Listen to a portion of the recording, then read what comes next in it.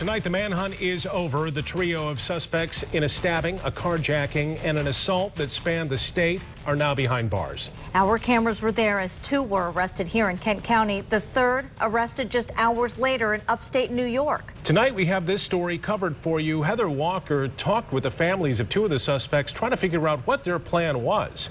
But we want to start tonight with Tom Hillen, who has the details of that takedown. Well, Brian, the dramatics played out here at York Creek Apartments in Alpine Township as U.S. Marshals brought two of those suspects into custody.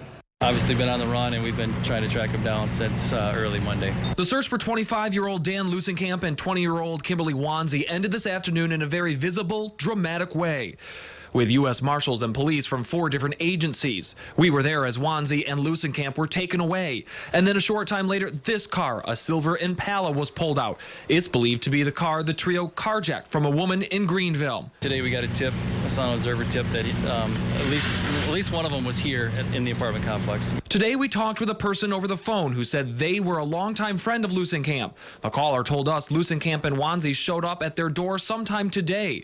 The friend let them in, but then called police.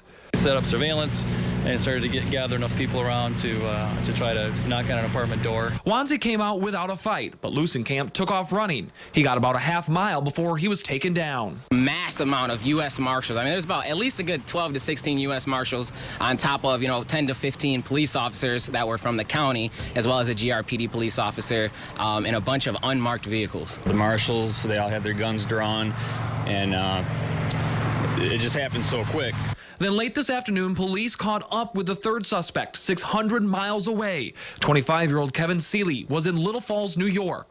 Marshals would only tell us he was arrested without incident. Now, we did ask Marshals tonight maybe if those two suspects they arrested here is what led them to Seeley. They didn't want to go into detail about that. Also didn't want to tell us about how exactly Seeley made it to New York. Live in Alpine Township, Tom Hillen, 24 Hour News 8.